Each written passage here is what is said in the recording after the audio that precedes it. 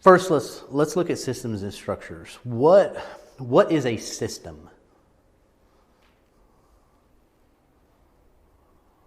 I'm going to liken it to a sequence of events. Okay, a sequence of events. Okay. Structured pattern of daily protocol. A pattern of protocols. Okay. So essentially, a system, especially when we look at systems in business, a system is very simply a process or a series of processes. Right? Now, there are systems for everything in life. Right? There are processes for everything in life. Think about it this way. How many of you guys, when you brush your teeth in the morning, right? How many of you wet the toothbrush first? Okay, you do? I used to. You used to? Back, I just decided, you know what? I don't need to do that. Okay. Put the toothpaste on, then with the toothpaste. So you put the toothpaste on first, then you wet the toothbrush, right? Okay. All right. So let's think this through again. How many of you guys, when you're brushing your teeth, brush your teeth with one hand only? Right? You think about it. You're brushing only with your right hand, or are you swapping hands? That's when I do my groceries. That's when I go home. Glad you clarified. I was trying to work. I was trying to imagine somebody with two hands. Yeah. Toothbrush. Yep. Yeah. My baby sister used to do that when she was small. Just had the toothbrush in both hands. Mm-hmm. Going in. Right. I do Okay. two hands. You do two hands. Okay. Okay. One hand versus two hands. On the brush. Okay. The other than that stands to a nice matrix. All right. Fair enough. So, so now, when you're putting your pants on, how many of you put your pants on left leg first? Yeah. Okay. Right leg first? That's me. Right. So It jumps in both of them. you got a holder. You got a holder and dive off the bed. You know it's going to be a good day. That's right. I never thought of myself as ambidextrous, but if that qualifies, Yeah. It's those people that jump off the jump off the bed onto the little workout trampoline up into the pants. All I right. do left leg on Mondays, Wednesdays, and Fridays. Right leg on Tuesdays and Thursdays. Everything is process oriented, right? Everything in life is process oriented. And so one of the things that we often hear is we become creatures of habit, right? So we tend to do things the same way over and over and over again to the point where we often don't think about these things, right? It goes back to that. Have you ever been driving home from work or whatever and you get to the house and it really just kind of hits you? I don't really even remember how I got here, right? Yes. I don't remember anything about it. It's because you have done it so much that you realistically don't think about it at all. You're processing things subconsciously more than you are consciously, right? So this is, when we look at systems, essentially what we're looking at is the process or processes for how we do things. Now, structures. What do I mean by structures?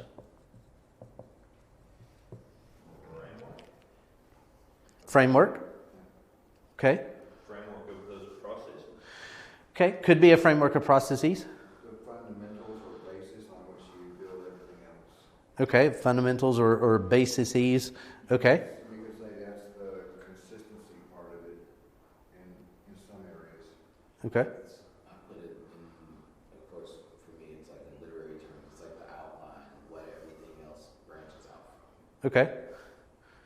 So structures really come up with two things, right? Structures include tools and methodologies of completing systems, right? Tools and methodologies of completing systems. So you talk framework, that's correct because that's a methodology, right? When you start talking about the things that you use within systems, those are the structures, right? So it's structures help you complete processes. Make sense? I'll give you an example. So when we think about a circuit breaker, right? What is the process? What does a circuit breaker actually do? It protects components in the electrical grid. Okay, but that's the purpose of it. That's not what it does. Okay, so it essentially interrupts the flow of electricity between two items, right? So that's the process, right? So the process includes, you have electricity going through this breaker, right? So it's flowing, but all of a sudden you get a spike in electricity. This breaker then trips and stops the flow, and the purpose is to keep from harming things on the other side of that breaker, right? Okay, so the process that it uses is flow interruption, right? But that's not the structure. Right. What's the structure? The structure is the device itself. Okay, the structure is the device itself, and within that device there are multiple structures. Yeah. You'll have to ask him about that. Trip unit, breaker, plug, filament, contact, moving, maintain, lug in, lug out, cable connectors, thermal properties, etc. Etc. Depends Yes. on the type. Depends on the type, right. So essentially, the structures include a variety of items, a variety of tools that will, through specific methodologies, that will make sure that that flow gets interrupted if something happens. Now, what happens if you have a breakdown within a circuit breaker? It protects the circuit, it breaks the circuit. Okay, so it breaks the circuit, it stops, it protects all your other stuff. Now, what happens if you have a failure in that? Weakest link's going to melt first. Okay, Whether it's internal or connecting external. right. Downstream equipment or items may be damaged. Yes, so at its simplest, it could damage items on the other side of the circuit, right? At its worst, it could cause a fire and burn the entire structure that is within to the ground, right? Yeah. So essentially, it can go from a minor cause and damage to a very major cause and damage, and it depends on how the internal tools and methodologies fail. All right. Now translate that to business. You don't have Infusionsoft, you don't have QuickBooks, you don't have Edgar, you don't have all of these systems and structures. You can't measure what you're doing, you can't change it, you can't monitor it. Okay. I can think of numerous examples. Okay. And it could not only be the automation tools, the Infusionsoft or whatever, it could be human error. Okay. Often is. There's a thought process. HR is what? HR is It's human resources. Okay, but what is it? it's going to be a structure. Is it a system or is it a structure? It's a structure. It's a structure. Then is it a tool or a methodology? It's both. Tools do it. It's a tool that contains methodologies, right? So for business, human resources, right? Human resources is essentially defined as a tool that allows businesses to complete more processes by adding additional humans as tools. Okay. Right? See how that works? Am I the only one who's never thought of it this way? You're it. Everybody else knows No. Yeah. So, yeah. It's just Nobody does consider it this way. This is why you see so many problems in business. thank you. Okay? They Right. want to. Yeah. So so when we think about this kind of stuff, essentially, what does it mean for business? What does have those in place mean? Yes. It optimizes the chances of success. Efficiency. Okay. So hopefully we have efficiency. Hopefully we have optimal opportunity for success. Right? Okay. Yes. The way I think about it is that if you have the proper structures and proper systems in place, then everything works fine. And if you don't have the proper systems or proper structures in place, like let's say for the circuit breaker example, you buy an old house and none of the circuit breakers have been optimized or changed in the last few hundred years, you don't have the right structures in place to protect the house. So when you try to run electricity through things, it doesn't work the way it's supposed to. I can remember the first house I got, right? So the first house I got was literally a 3-bedroom, 1.5 bath house that had the oddest layout that you've ever seen in your life. I mean, it literally, you walk in the front door and you got the living room. There's what theoretically should be called a hallway, which is just basically a square. And then there's another bedroom to the right? There's a half bath on the side of that. And then there's another bedroom to the left. Now, in the living room, you walk through the living room to get to the kitchen. It was an eat-in kitchen, right? And so in order to get to the third bedroom, you had to either walk through the kitchen or walk through the second bedroom to get to the third bedroom. And so in the middle of the kitchen, there was a door that went out to the carport, right? And then you get all the way to the back, and there's another bedroom and the actual full bath in the quote master bedroom. So just a crazy layout in this particular house. This house was built long time ago. I don't remember what year it was built, but none of the plug-ins, none of the your wall outlets actually had the third hole for the ground. None of them had it. They were all 2-prong, right? And I thought to myself, we got moved in. And it wasn't a big deal for a little while, but then I had bought something and it required the ground. And I went to plug it in. And I was like, this thing don't even have a ground. What the crap? So my first thought process is to go out and buy a coupler, right? So they make a coupler that turns a 3-prong into a 2-prong. And so I went out and bought one of those. But then I got curious. Right? Like, why the heck does this house not have any ground outlets, right? So take off the plate, flip a breaker, take out the plug, and I pull out the wiring, and the wiring is covered in cloth. Right? This is how old this wiring is, right? And I'm sitting here thinking, cloth catches fire, you get too much electricity, fire. This is why houses burn down, right? So I ended up having to replace all of the wiring in that particular house with an updated wiring and updated plugs and so on and so forth. Fortunately, it was fairly easily because there's no drywall in the house at all. It was all that old wood paneling, right? So you just pop the panel and nail it right back up and replace all that stuff. So you think about that. It's all of that is a process. My point is everything in life, everything in business has processes, right? Everything has systems, everything has structures. But what happens when those structures break down or the systems break down, right? You get failures.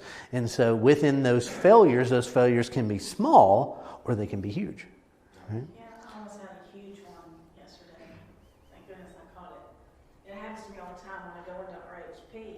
The very first thing you're supposed to do is what? Well, first thing you got to do is log in. Log in, then when you're in there, what do you do? Go to the particular client. That, Yes. right there. Because it's up there in that black bar, it kind of blends in. I don't always think, select the client first. And sometimes it changes when you go back and forth and you go back to the original one. Right. So I almost uploaded that huge list into alternative divorce solutions instead of last Oh no. Hence the reason I sent that tip out yesterday. Yeah. So you don't want to upload things in the wrong place. So point here is that all businesses, by the way, they use systems and they use structures, right? It's kind of like that. You heard that old saying, lack of decision is a decision in and of itself, right? Lack of a system is a system in and of itself, right? Lack of a process is a process in and of itself. Matter of fact, I had a phone call with someone a week ago, and we were talking about just marketing on a grander scale. And one of the questions I asked was, "What are you guys doing right now for marketing?" And his answer was, "Well, nothing." What do you mean, nothing? So I'm on the phone with you, because we've done nothing. Really? How long have you been in business? Since 1967. Okay. How long have you been in control of the business? About 3 years. Okay. So essentially and this was a family-owned business, I said, so essentially what you're doing is you're riding off the coattails of your father, who used to run the business and ran the business successfully since 1967, but because he was pretty good at getting referrals and those kind of things, word of mouth business, but because he was pretty good at that, you have decided, though now you control the business, he no longer does, and by the way, his personality no longer does, right? That you're going to do essentially zero marketing for the business and just hope to continue to maintain and hope that people will continue to come to you for business, though you've done zero for marketing.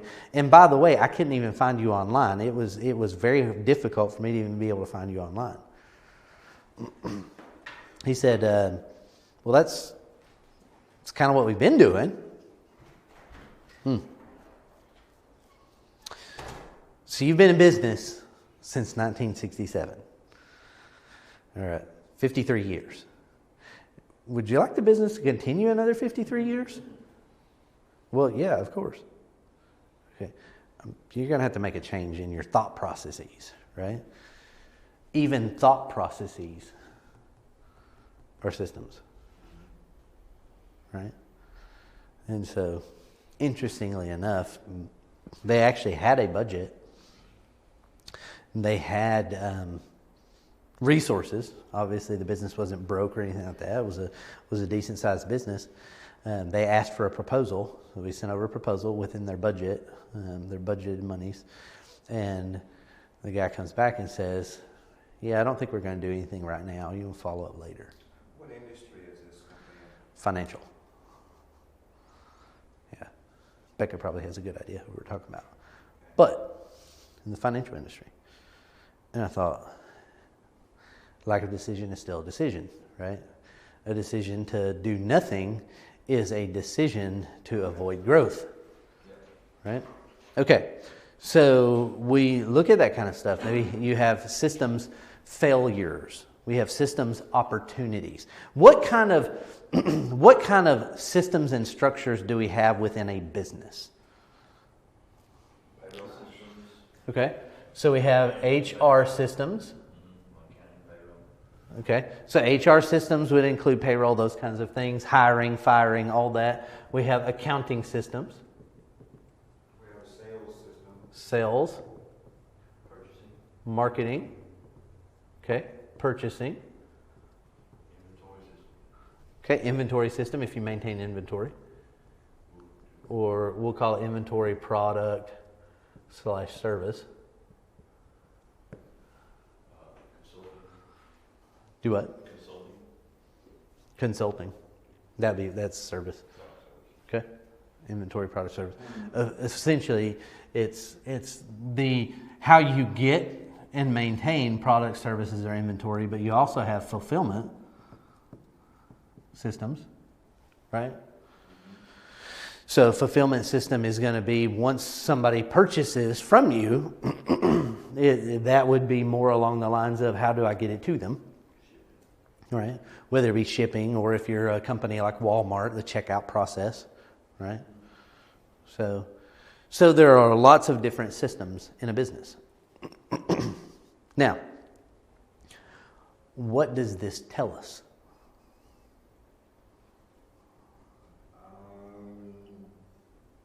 Not all of those systems will be implemented in every business. Okay. And I'm thinking specifically of marketing. They may literally do nothing, Okay. such as this. Well, here's the thing. You see many companies who essentially do nothing, or nothing for a company like us as a marketing firm would say, you're not doing any marketing at all. Right? Well, they all, You like that? Yeah. Okay. But what they've been doing, and this is something I've heard for 28 years, what they've been doing is they've been relying on word of mouth business. And as they have gotten word of mouth business, other people talking about them, that is how they have grown and or maintained their business. Okay?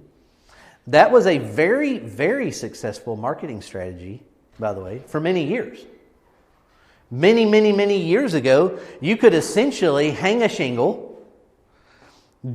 find somebody to do some good work for, do good work for them. They talk to other people about it. And next thing you know, you got all kinds of business. But there again, you also didn't have the level of competition. You didn't have a global economy back then, right? You didn't have any of those kind of issues. You also didn't have the fact that people who were unsatisfied were posting things online about businesses now for everyone in the world to be able to see. Had a conversation yesterday with a guy who called up and he wanted to know, David, how can I get negative information about me off the internet? Okay, question is first, is it a negative review? Did somebody leave a review about your products and services? No, it's not a negative review. It's negative information on actual websites. Okay, gotcha. And I said, is the information accurate or inaccurate? He said, well, why does it matter? I said, because freedom of information, right? If someone is posting accurate information about you on the internet, regardless of whether it's positive or negative, they have the right to be able to do so. You cannot legally stop them from doing that. Right? If it is accurate information. It is not defamation of character if you did the deed. Right? So we're not have to worry about that. The question, so the secondary to that is if the information is inaccurate, you can request it be removed due to inaccuracies or threaten lawsuits, so on and so forth, based on the fact that they're publishing inaccurate information about you. Right? But I thought, man, the first question, how do I get negative information about me off the internet? That's my tripping point too. That's yeah. My first thought process in that is, bury it with good information, right? If I can't get rid of it, I got to bury it, right? Well, that requires a process, right? And interestingly enough, the conversation kind of turned over, what are you doing for marketing? What are you doing for this, that, and the other? And the guy's on some boards, and he's on some boards, and he's got some other stuff going on, and this, that, and the other. Some good things that he's doing, some charitable stuff that he's doing, but this particular information that he had about him on the internet was not good at all, for real. It was, it took me a handful of seconds to find 3 different sources. All the same information, but 3 different places the information was posted. And it just so happened that, of course, according to him, it was wrong place, wrong time. According to the police, it was disorderly conduct, and it was resisting, it was obstruction and resisting, and so on and so forth. It was a bar brawl, right? So, yes, so I see a picture of this guy who the first one I'm looking up, right, is in the nice suit and fancy and, this, that, and the other at these big galas and this and all that. And then the next thing I see is a mugshot with his beat up face, Ouch. Not to, and again, not to make fun of him specifically or make light of the situation at all, but it is. We all have baggage. We all have things that we've been through. We all have issues. I don't know what triggered it. I don't know what happened. I didn't bother to ask any of those kind of questions. It could for 100% be legitimate. There are certain things that might happen that I will beat you down. I mean, it's one of those things. I do not have a problem taking a 2x4 to the side of your head in certain situations, right? I mean, it's like that. You touch one of my kids, that's it. You know, I will do everything in my power to disable you to the point you can't do that anymore ever again. Right? So I don't know the backstory behind all of that, but that's part of the problem. You see? What's part of the problem? Not knowing the backstory, not having the backstory, right? The first thing that I thought of, though, with how do you get negative information about yourself off the internet was one of my previous employers, like I mentioned before, and the whole thing where they got a bad review on one of the flavors of fried chicken wings that they had. And the head chef's solution to that problem was to remove fried chicken from the entire menu and never sell fried chicken in the restaurant again. So now, can't leave bad reviews about the fried chicken if you don't have fried chicken. It's like, in theory, that works, but wouldn't it be better to take that criticism and make the chicken better than, take one thing that almost everybody in the South eats? Yeah. Off of the menu forever. Like, you're a bar in Alabama with no fried chicken. Yeah. How do you think that's going to work? Yeah, some things just don't make any sense. Let's not batter our fried chicken with Fruity Pebbles. There may be someone out there that might like that, but but just throwing it out there. Your sheer target market, the volume of your target market may be very small. And so, again, but all of this goes back to my point about systems, structures, processes, and all that. So, what do we have to do? I mean, we're talking about optimizing systems and structures, right? How do you optimize systems and structures? I'd say first by review or analysis. Okay. Of the existing structure. Okay. Beta testing. Okay. Step number 1 is you have to recognize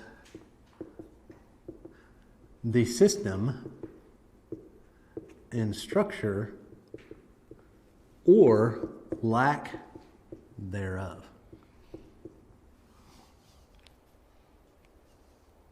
Recognizing the system and structure or lack thereof. So, Mark's first answer was you got to do analysis of the system and structure, right? You've never heard that from me before. No.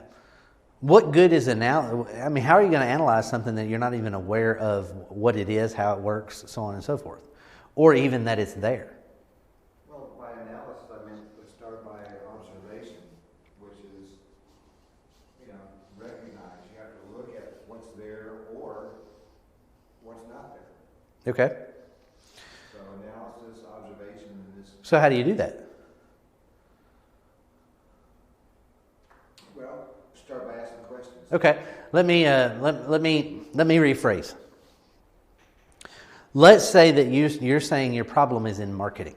Okay, we'll just keep it easy. I'm not getting enough business, so therefore I have a marketing problem. Right? There's your hypothesis. Okay? So if that is our hypothesis, then what would be our next step? Is it in customer acquisition or is it in customer management? Okay. The next step would be test the hypothesis. Maybe. But you can't test the hypothesis when it's a high level hypothesis that you don't have enough information to be able to test. Evaluate everything that you're using to gather that hypothesis. Yeah. So essentially what we want to do is we want to begin to funnel down in our systems and structures, right? Okay. So if I said I'm not getting enough business, therefore it must be a marketing problem, right?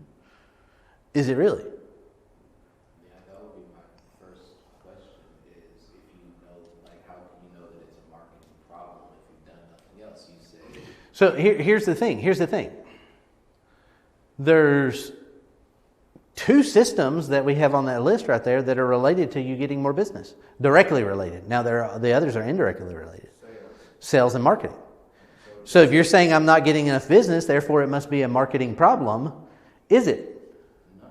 Do we know? No. You have to step it back. You know that you're not getting enough business. You don't know that it's a marketing problem. Okay. Because it could be a sales problem. Matter of fact, this is something that Rob and I were talking about on a specific client the other day. Okay. We went back and looked, and in his search results last month, he had 349,000 impressions. 349,000 impressions. In other words, 349,000 people had seen his business information. Okay? In Google. He had 300 clicks out of 349,000. What does that tell us? If he's not getting sales, it's content. Nobody is interested. Okay? You're on the market, not from the target market. Well, it's not, it doesn't have, I mean, this is basic Google search. So this is an HVAC company. So people are searching for HVAC repair or AC repair. That's what the search terms. They see him in the list. They're just not clicking it. Nothing there to get your attention. Okay. So problem number one, not capturing attention. Problem number 2, right? Not selling the click. Right? Okay, so he got 300 clicks. Now, out of the 300 clicks, he got 5 phone calls, he says. Right? What's the problem? You're not selling the service once you do get the click. Yeah, so somebody clicks to it, and whatever you're providing them is not relevant enough for them to be able to make the phone call or fill out a form or do whatever, right? So this is a marketing issue, right? But so that tells us that, okay, it really is a marketing issue at that particular point, not so much a sales issue. Because a sales issue would be they're getting a crap ton of people on the phone and they're not actually getting any new customers. Right? Similar to a client that we fired a little while back, right? Because the client was saying, I'm not getting anything out of this. I'm not getting anything out of this. Not getting anything out of this, right? It was a very specific market. So we were sending over 3,000 people a month to his website, which if he had done business with 3,000 people a month, there's no possibility of him doing business with that many people because of the specificity of this particular market, right? And we were able to track back, he was getting 60 to 70 phone calls a month, right? Or contacts a month, right? 60 to 70, but had not sold anything. Didn't seal the deal. Can't close the deal. That's not a marketing problem, that's a sales problem. Right? So when we look at first optimizing systems and structures, step number 1 is recognizing the system and structure or lack thereof, right? So it's a matter of determining need within the business and saying, okay, where am I? Now, one of the things that businesses should be doing on a semi-regular basis, at least annually, is actually making out a list, essentially, of the systems that they have, right? Of the systems and structures that they have to be able to begin to do some optimization or at least some checks on these kinds of things, right? Taking the pulse. Absolutely. Like with us, we are still 85 on average percent of our customers through 2 sources that we can track. Mm-hmm. Are new for the last year and a half. Okay. Acquisition is not the problem for us. Okay. Retention and repeat. Okay. Ascension is We're what about that's called. 10 there. And that needs to be 30, 40, whatever, up. So that's not happening. Ascension is like, hey, the one time, one and done. But we've got some that are just like loyal, it's like get out, and we're meeting that need. And trying to drill down to see what helps the ascension on the ones that are going to be the one-timers regardless, you can't affect. Right. And those that are still within that window of, hey, they could, if we ascended or did the ascension properly, Right. So in that particular scenario, essentially what you're having to look at is you're having to look at segmentation, right? So segmenting out, okay, well, if we get, let's say I get 5,000 orders on an annual basis, 85% of those 5,000 orders are going to be one time only. They're not likely to do business with us ever again, at least historically. What can I do to convert those to more repeat buyers, right? But then the question becomes is, am I segmenting out my target, right? So am I segmenting out my target market? In other words, if you're doing electrical related stuff and your focus is industrial, what percentage of those people are residential electricians that just so happen to maybe need an industrial part or a larger part for something specific, but the likelihood of them needing something like that again is very slim, right? Right? So it's a part of that would be segmenting that out to be able to say, okay, if I'm doing industrial manufacturing, or I've got electrical supervisors in manufacturing plants, I have industrial electrical contractors that are buying parts to be able to sell this stuff. What percent of that 5,000 orders? What percentage are those? Right. So let's say that that's actually 1,500 of the 5,000 total orders. Now, then is when we want to look at that and say, okay, out of the 1,500, how many of those are repeat, right? Because those are ones that you expect to be repeat, or you would hope to be repeat, right? Not the other 3,500. The other 3,500 is just, it's gravy, right? We want to keep getting those things, but there's not much of anything I can or should do to attempt to get more business out of those people, because the likelihood of me getting more business is slim. So the effort to get more business out of those people far outweighs the reward in that particular area. An oil change place in Florida needs a main breaker one time. Yeah. And they're not in business. They don't need me. Right. And so just similarly, right? If I were an oil change business, let's say that I'm an oil change business in Florida and I'm telling everybody, hey, we need to get people on our email list and we need to market to these people and blah, blah, blah, blah, blah. But I'm in a high tourist area, right? If I'm not segmenting out or finding out when people are getting their oil changed, do you guys live in the area? No, we're here on vacation. Da, da, da. Why would you market to somebody that's there on vacation? I mean, if they come every year, fine. But what's the likelihood of a person who comes once a year needing an oil change during that same time? Right? Unless you're just one of those freakish people that have to have the oil change on the same day every quarter, of every year. But again, you're talking about so small a percentage, it's not worth going after, right? So analyzing and then optimizing systems and structures really is that, right? It's beginning to look at the systems and structures. So first I have to recognize the systems and structures that I have, right? So I need to sit down and say, okay, what are the various pieces of my business? I need to start breaking it down. I have HR pieces of business. I have marketing pieces of business. I have sales pieces of business. I have product acquisition, inventory pieces of business. I have order fulfillment pieces of business. Where are we getting breakdowns in these particular areas, right? So optimizing, one is about avoiding breakdowns, but two is about the ability to increase scalability. Right?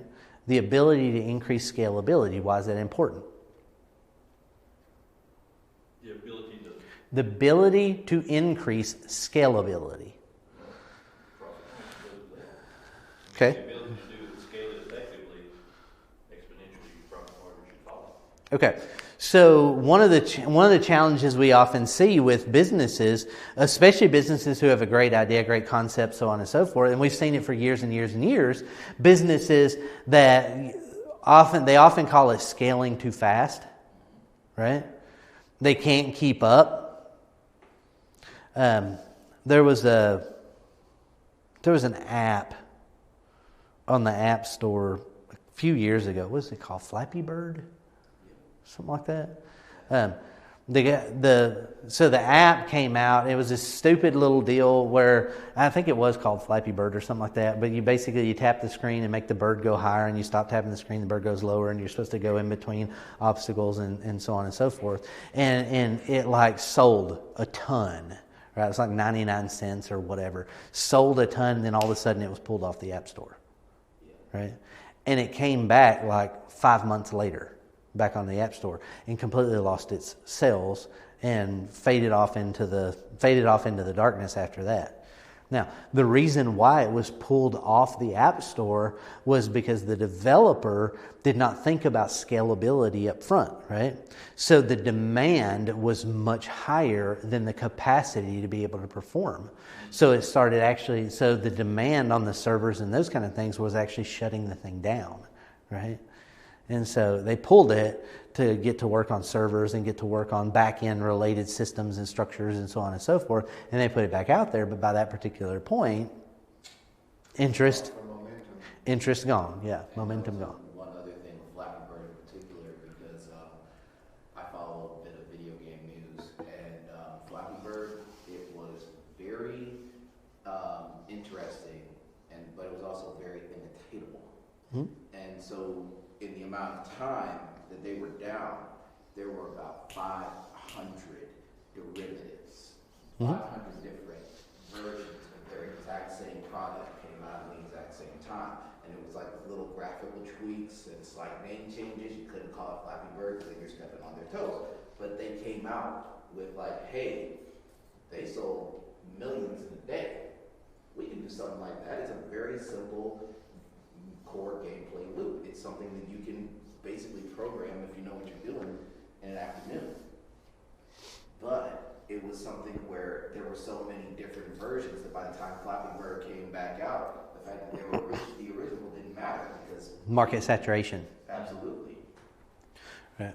So again, that's why we want to focus on systems and structures as we build our business, to be able to have the ability to increase scalability, right?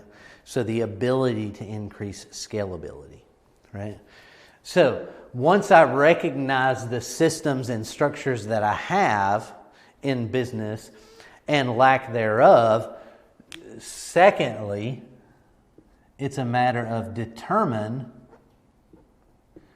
the system and structure containers. Now, what do you think I mean by the system and structure containers?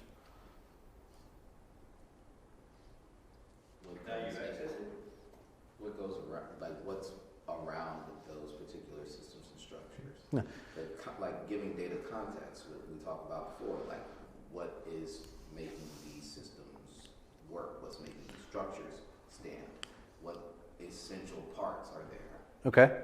So effectively, if you think about container, think about it literally like a box, right? A container, right? So essentially what I'm looking at in this container or in this box is what are all the pieces involved in this system or structure, right? Can we relate that to Elementor? You can, kind of, but in reality it's much more than just that, right? But I mean, we have containers in Elementor, and they each have smaller containers, and those containers may in turn have smaller. You can. Think of it more like Legos. Okay. Okay. So, have any of you guys ever been to like the Lego stores? Anything like that? So if you actually ever go to like Disney World, you go to downtown Disney, there's a massive Lego store out there, and they have big structures. There's actually a lake, and they've got like this big dragon coming out of the lake made out of Legos. This thing's massive, right? And so there's all kind of like full-size characters of like the Incredible Hulk the last time we went, and stuff made out of Legos, right? But what are Legos actually? They're building blocks. Yeah, it's just a little tiny plastic block, right? And so I've got a bucket of Legos. What's my possibility with the bucket of Legos? Yeah, I mean, theoretically, most people would say, well, it's limitless possibility. No, it is limited possibility because you only have the bucket, right? So we have one Yeah. bucket I can't build a full size scale Empire State Building out of this little 5-gallon bucket of Legos. Oh, yeah. Right? So I have limited possibility, but I have structures. I have structures within my bucket. Right? So when we're looking at determine the system and structure of containers, that's the same thought process that we want to use. In other words, if I'm looking at accounting systems, right, my accounting system and structures, to be able to optimize that, I need to first begin by identifying what is the container, right, that has all my accounting stuff in it. In other words, what software am I using for accounting? Am I using a software for accounting, right? So it may be QuickBooks. It may be, in the case of other people that we see, a green and white ledger notebook that they purchased at Office Depot, right? And so what tools do I have for my accounting, right? And then what processes am I using within accounting? Right? What are the specific steps? What are we doing? Right? So processes, beginning by defining processes systems in accounting, for example, you have what? We have invoicing, right? We have order entry type systems. We have collection type systems. In other words, how do we get paid? Right? We have reporting systems. Right? So we have all of these things. So I start by breaking these things down and listing them out in my container.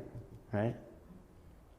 So then I'm also looking at what other tools and methodologies. In other words, I may be looking at what HR is involved in my accounting. Right? In other words, who's dealing with it? Okay? Who's dealing with it? So I need to know who's involved with this kind of stuff. Right? It kind of goes back to that.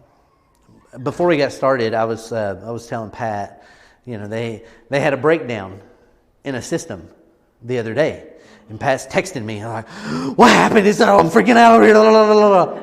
Right? Like that, but yeah, it's kind of caught like, whoa. What's going on? How you doing? Yeah, stuff's disappeared. Yeah. And so, the first thought process is ask me, right? I don't know. Let me take a look. It's whack eBay plugin. This is whack, man. It's gone. I was calm with the first approach. Are you working on the website? And your no was like, crap. That was a process. Yeah, that's our process. Yeah. So, and then come to find out, as I offered evidence, photographically proven, the issue was caused by one of his employees, right? That clicked delete on something they shouldn't have clicked delete on. What's crazy is it didn't affect it to that next, because another one was using it. But yeah, go back and look into the cookie trail. Yes, that's how the cookie crumbles, right? So that's what we have to look at. When we're looking at these kind of things, that's why we have to look at who are the people that are involved. In other words, who has the ability to touch it, right? And as a parent myself, four kids, 2 grandkids, right? And it's one of those things. It's why I've told people for years, you're not really a parent if you only have one child. You don't qualify as a parent. Because there's lots of things that parents do that parent of one child can't. Who ate my cookies? I didn't do it. I didn't do it. I didn't do it. I didn't do it. I didn't do it. If I didn't eat the cookies, you ate the cookies. There's not a ghost, right? You ever had that conversation with kids? There is not a ghost in this house. We do not have a cookie thief that comes in. They would take the TV, right? They would not take the cookies. Right? Chances are they're going to take your mama's jewelry, not the Oreos. All right? I want to know who ate my Oreos. My parent. Yeah. Cheetos does, yes. Who ate my Cheetos? Yeah. So, once you determine, right? Once you determine who the people, right, the tools, and so on and so forth that are involved in this particular container. In this case that we're describing, the people that could actually touch it, that could mess something up, right?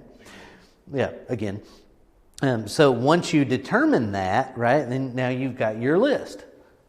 Right? So we determine the system and structure containers. Now, what's the next step?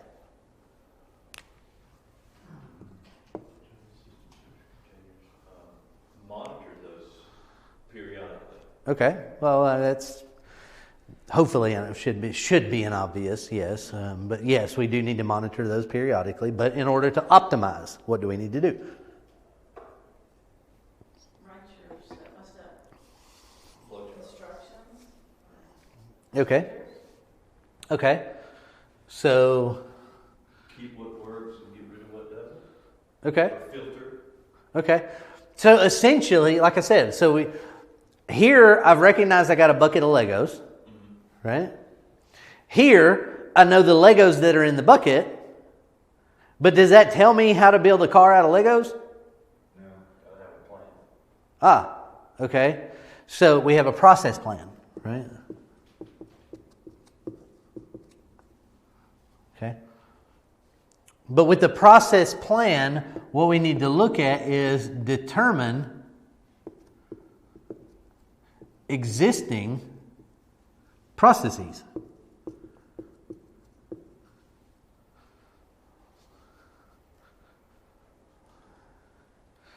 Determine existing processes. Meaning,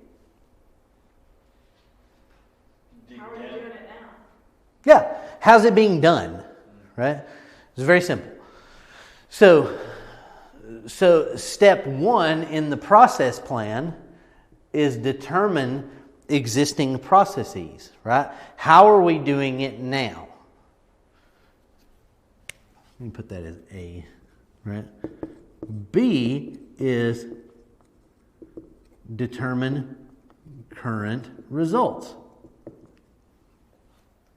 What are we getting now? What's happening? Right? C, analyze weaknesses.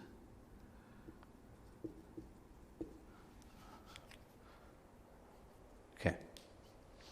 What do I mean by analyze weaknesses? Things that could fracture the system. Things that could fracture the system, things that are inefficient within the current systems, things that require more effort than value in the current systems, right? So, Three of those have the same name. yeah, The blank. yeah. So it's that analyzing the weaknesses. So again, when I'm looking at this, and it may be in an HR system that you're analyzing a particular employee, and you're saying, well, wait a minute, I'm spending so freaking much time with this person that, number one, I could just do it my daggum self, right? Now, the question becomes with that is, in training someone, right? If I'm going to train someone, I'm going to have to spend more time with someone initially, right? There's a curve, right? So we look at that as a bell curve. Am I going to get to the other side of the curve? But once you begin to determine that with that particular person, if the curve flattens at the top, and you're not getting down to the other side where you're spending less time dealing with that, then essentially that's how you begin to determine that this is an effective drain on the organization, right? It is not something that is actually helping you. It's something that's hurting you. When you could get someone else in there that could meet the curve, right? The training curve, learning curve, optimization curve, whichever curve you want to look at, right? That could meet that particular curve and you not have to worry about it. Right? So, same thing. I mean, if you're having to have a conversation with somebody over and over and over again about being late for work, right? I'm going to be 15 minutes late today, going to be 20 minutes late, hey, I'm running a little behind today, hey, I'm da-da-da-da-da. If you're having to have that same conversation over and over and over again, what else is that keeping you from doing? Right? That's the real question. ROIs. Yeah. So we have to look at ROI on our time, not just ROI on the overall business, right? Business may be profitable, Business may be making money, right? But if I'm not able to spend the time doing the things that I need to do to continue to grow the business because I'm constantly doing somebody else's job, or having to deal with somebody who's not doing their job, or having issues with that kind of stuff, that's a problem. And that's that's where you have to analyze weaknesses. You also have to look at your training methods, and are they effective, and are they doing what you think that they're In an doing? HR system, in an HR system, that's part of your container. Yeah. I'm not trying to employees to get what I want. Like an adequate way to get there. Absolutely. Or if I am not able to spend the sheer quantity of time with that particular person, am I giving enough time for it to be acceptable because I'm not able to spend the same amount of time on, right? In other words, if you've got somebody that you're saying, hey, I need you to take these breakers, I need you to break them down and clean them and put them back together so we can turn around and resell them.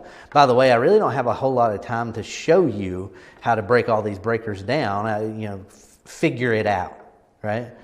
Then I don't really have the right to gripe at them about their efficiency for a while. Right? Because I have to offset that expectation with an additional expectation of it's going to take longer for someone to figure it out than it would be for me just to do it, or it would be for me to actually show them individually how to do each piece. Right? So they're learning by trial and error, essentially. it takes longer. Yeah. Right? It's a better learning. Right? It's a better learning.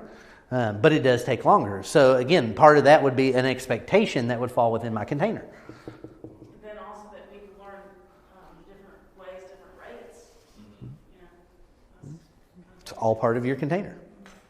Right? So what are the systems and structures that you use within that? Right? So this is where we begin to analyze weaknesses. Now that we've analyzed weaknesses, what's our next step? Okay. Strengths and weaknesses. You can look at strengths and weaknesses of individuals, so on and so forth. That would be specific more to an HR system. I would be tempted to. But if we're looking at optimizing systems, I'm not really looking at the strengths within the system. I'm looking at within the system or the structure. What I'm specifically looking at is what areas need to be shored up. I would be tempted to address those weaknesses and find ways to improve. Okay. So, yeah, I mean, so one of the things that we hear often, especially with people, is don't focus on your weaknesses, focus on your strengths, grow your strengths, and, hire other people to offset your weaknesses and put systems in place to offset your weaknesses and so on and so forth, right? So, same general thought process here, right? So we need to analyze the weaknesses, and then 4 is determine system structure changes to correct or offset weaknesses.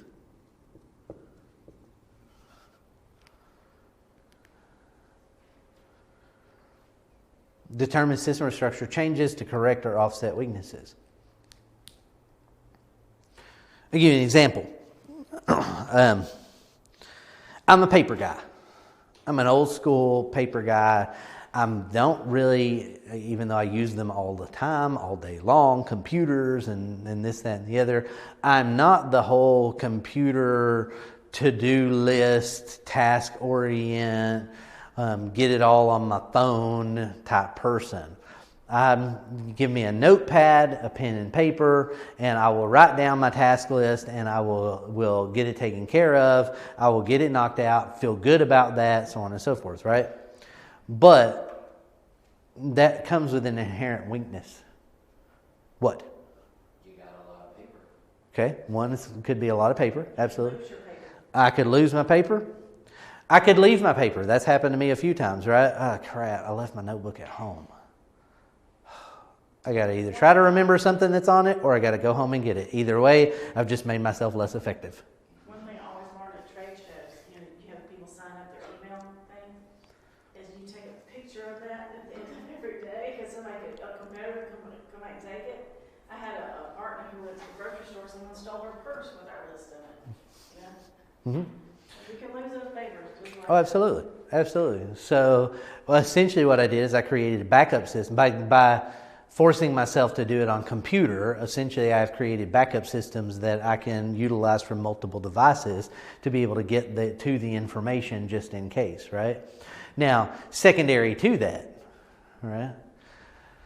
I'm not the spring chicken that I used to be, you know? So one of the things that I learned a long time ago, even when I was a spring chicken, I don't want to have to rely on my memory for everything because, you know, sometimes I suffer from CRS. I won't tell you what CRS is. You can Google it. But it's you know, I can't remember anything. So it's one of those kind of things. I don't want to have to rely on my memory to remember stuff. Essentially, what I want is I want my memory freed up to focus on the important things, not on the menial things, right? So if I'm constantly thinking, I got to remember to get eggs today. We're out of eggs. We've been out of eggs for 2 days at the stinking grocery store. I got to remember to get eggs today. Eggs. Oh God. Oh crap, we're out of milk too. I just poured the last bit of milk in Piper's cup this morning. I got to get milk too. Now I got to, right? I have to remember that. So if I'm trying to remember that, what else am I not remembering? By focusing on that, what else am I not able to think about? So what do? I utilize structures, right, with systems attached to make sure that I don't have to remember those things. And I can focus my time on the important thought processes that I need to utilize, right? So when we look at determined system structure changes to correct or offset weaknesses, if one of your weaknesses is time management, if people say, well, I have a problem with time management, No, you have a problem with focus and effectiveness, right? Why? It's because you're constantly running around like a chicken with its head cut off, trying to figure out what the best thing to do at any given point is. What's the highest priority? Because you haven't implemented a structure in place to be able to prioritize the items and tasks that need to be prioritized. You're running on someone else's urgency all the time, which is why you guys hear me say your urgency is not my urgency, right? So you're running on someone else's urgency all the time. You're also running from behind. You're being very reactive. You're not being proactive. And so by doing all of that happens because you haven't put the appropriate systems and structures in place. You put the appropriate systems and structures in place, you have everything that you need to do, you break it all down, and then you don't have to worry about remembering stuff because remembering stuff is already done. You don't have to worry about getting behind on things because you have systems to remind you and tasks and those kind of things that pop up for all that kind of stuff. So we're beginning to automate systems and structures, right? Anything I can create automations for, I don't have to do manually, right? So I literally have, we have an automation, in HR systems, by the way, we have an automation, right? We have an automation for payroll. Well, the automation itself is a structure. The automation is a structure. It's a structure that contains a system, right? So we have an automation, we have an actual automation for payroll, which is the coolest and the simplest thing ever. It's a recurring reminder task, hey, don't forget payroll. Yeah, those of you that have never processed payroll for someone else, you can recognize the fact that it's not all that. It doesn't make people all that happy when you say, hey, I forgot to do payroll this week. Yeah, we're going to have to figure out how to get you some pay. Yeah. Oops. Matter of fact, for years, I had my staff, I had it blocked off on my calendar. And I told my staff, if you interrupt me during this is my payroll time. If you interrupt me during payroll, I will stop what I'm doing with payroll and I will answer your questions. And I will help you with whatever you need. But understand that by doing that, you will not get a paycheck this week, nor will anyone else, and you will be the one to have to explain to everyone why they do not get a paycheck this week.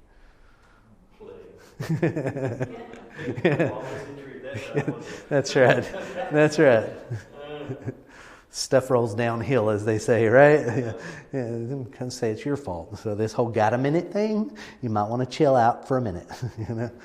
So, When do you do payroll? so, so it is that, because it was that much of a problem, right? So I implemented the process and the methodology, right, of saying, I will stop whatever I'm doing with payroll, just nobody gets paid. It doesn't hurt. It really doesn't hurt me at the end of the week, from that aspect. It hurts everyone else. So you get to be the one to explain to everyone why it is they didn't get a paycheck this week. Congratulations, right? Now, number one, people don't want to miss a paycheck, right? Number two, what's even worse than missing a paycheck is having to explain to everyone else why you caused them to miss a paycheck and hope to not get beat, Right? So... That's right. Not only did I not get paid, now I can't afford my hospital copay. Right. Yeah. It's like the dunce cap they used to use in schools. Why does this shirt have blood on it? So, determine the system structure changes to correct or offset weaknesses. Now, in that, the very first question you need to ask is, what can I automate? Items that can be automated are items that can be completed through software. And again, it can be as simple as having recurring reminders of things. That is an automation. Okay? Having recurring appointments for times to do things on a calendar. Right? That is an automation. So we're not talking about big software-based project management automations to fulfill all kinds of different things, even though that is also an automation, right? It's, what do I do? What can I do automatically that will help offset some of this weakness, right? So if you're saying, hey, I've got this report that's due like every Friday and I keep getting in trouble because I can't get this report, right? For whatever reason, I can't do it. I can't remember. Keep forgetting, right? Forgetting is no excuse, right? Because with today's technology, you've got calendars on phones, you've got reminder apps on phones, you've got all kinds of stuff on computers, on phones, on everything else under the sun. So forgetting is not an excuse, right? Set a recurring reminder, hey, and block off time on a calendar. It's that simple, right? Block off time on a calendar with a recurring reminder that pops up that says, hey, go ahead and get the report done, so that way you don't have to worry about it. Now you have a structure and a system for getting that particular item done, right? So what can I automate? You may not be able to automate an entire system or automate an entire process, right? But automations are tools and methodologies, right? They're structures that go within the overall system, right? So it's kind of strange because systems contain structures and structures contain systems, right? So you can't have them be mutually exclusive, right? So that being said, what can I integrate here that will help me be more effective here?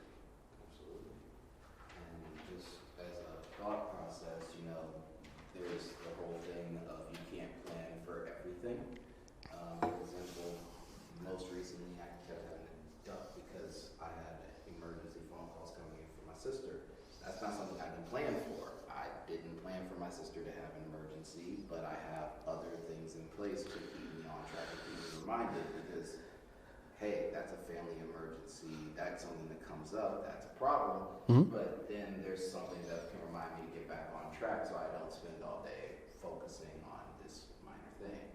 Yeah, because if you've ever suffered with the whole, man, my train got derailed and now I'm struggling to get back where I need to be, that's because you don't have appropriate systems and structures in place. That's the only reason why. If you ever get derailed and struggle to get back on track, that's why.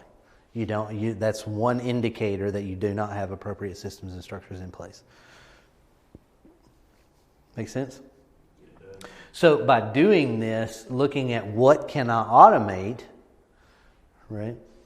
when we're looking at offsetting these weaknesses, by looking at any part of the process that I can automate, I am by default beginning to optimize, right? Because again, the less you have to remember, right, the better off you are. The less pieces that you have to individually complete, the better off you are, right? So after I ask the question, after I look at automations that can be put in place, what else do I need to look at? How will I use it? Okay. So exactly, what's my process for implementing the automation, right? And making sure that I utilize the automation. Okay? Case in point, just talking with Mike and Christian and Jay about we've got the softwares now. Now we need the marketing to be able to implement and to laterally make the connection between. Because using bits and pieces of them, I'm not using them effectively or to their fullest potential. Still good software, but I'm not excelling with it Right. because of either time management or time that I have to do other things. So yeah, then that comes to the marketing part, or let someone else do that part. Absolutely.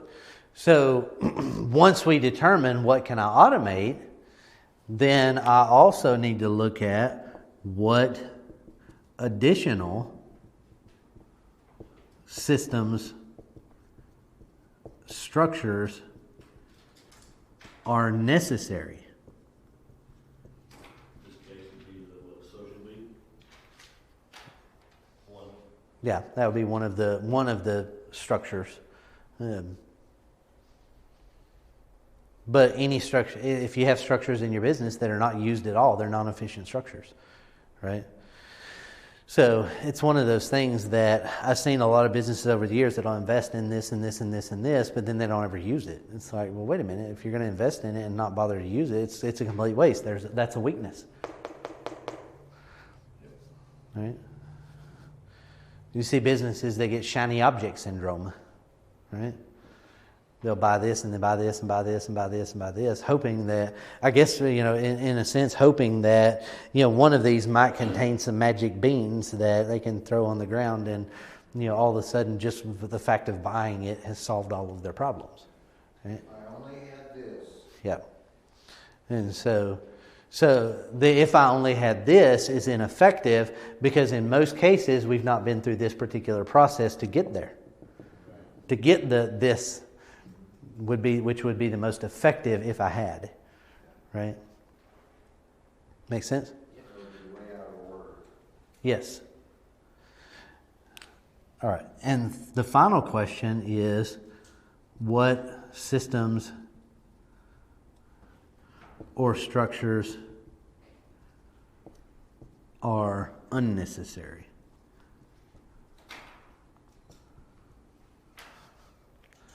What systems or structures are unnecessary? In human resources, that might be an actual human, right? Okay. And based on the processes that we have, based on what we've got going on, based on the results that we're getting, based on the weaknesses of this particular individual and how we have to interact with that, essentially what I need to do is I need to get rid of this person. Because they're not helping, they're just slowing us down. Right? Okay. So what systems and structures are unnecessary? It also goes back to that whole thing. I mean, we even have a term for it, by the way, red tape. Right? You ever hear that term? Yeah, red tape. Red tape specifically refers to systems and structures that are so overly cumbersome that it becomes near impossible to get anything done effectively. Right? So it boils down to that, what systems and structures are unnecessary. Right? Now, for anybody that knows me and has known me for a while, one of the things I'm not a micromanager.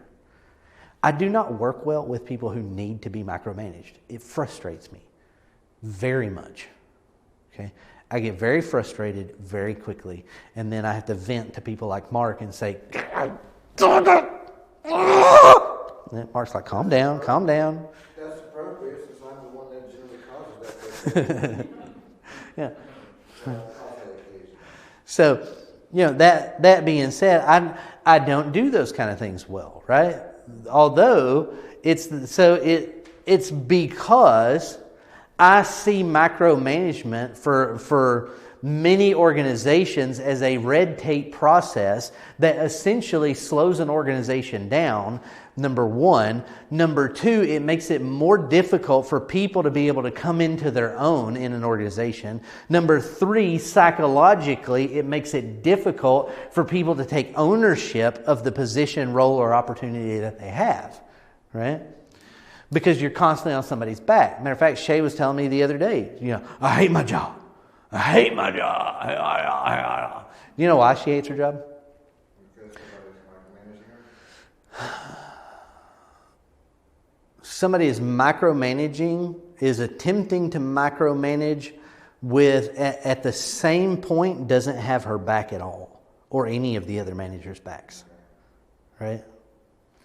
So you're down my throat constantly with every little thing that needs to be done, but when a problem comes up, you don't help. You refuse to help. When it's a systematic problem for the organization as a whole, you will not go to your superiors. You will not go anywhere else and seek a resolution to the problem.